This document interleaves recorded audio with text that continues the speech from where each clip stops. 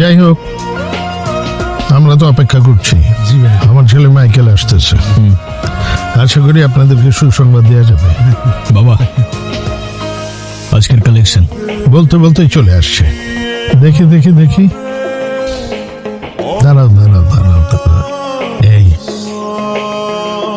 এই যে দেখেন আজকের কালেকশন। এই টাকা কি শুধু আমার একার? আপনাদেরও নৈশভোজ হবে, মৌজ মাস্তি হবে, তারপরে যার যা শেয়ার তাকে তাকে দেয়া হবে। খুব ভয় দেখাইছেন, কিচ্ছু করার দরকার নেই। আমার ছেলে মাইকেল অসাধ্য সাধন করছে। আমার ছেলে মাইকেল এই কালিন বন্দরের ভবিষ্যৎ। সবাই মিলে তালি দেন।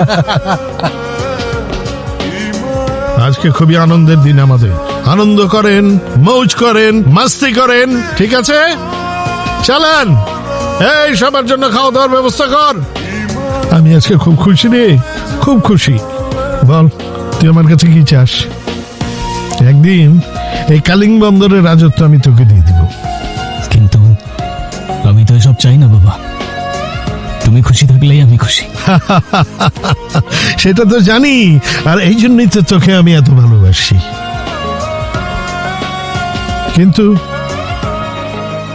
তোর চেহারা দেখে মনে হচ্ছে কিছু যেন তুই একটা বলবি, আমাকে বল। বাবা, তুমি যদি সত্যি আমায় ভালোবেসে থাকো, আমার একটা কথা রাখতে পারবে?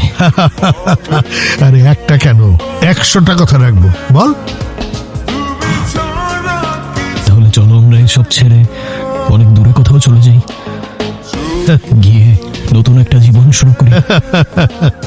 সেই পুরনো কথা। আরে শোন, এই দুনিয়াতে বেঁচে থাকতে হলে ভয় দেখাতে হয়, আর যদি ভয় পাস তাহলে শেষ। কিন্তু এই ভয় তো আমার কোনোদিন যাবে না বাবা, সেটা নিজেকে নিয়ে না, তোমায় নিয়ে। কারণ তুমিও জানো, তুমি আমায় মন থেকে ভালো না বাসলেও আমার থেকে বেশি তোমায় এই দুনিয়ায় কেউ ভালোবাসতে পারবে না।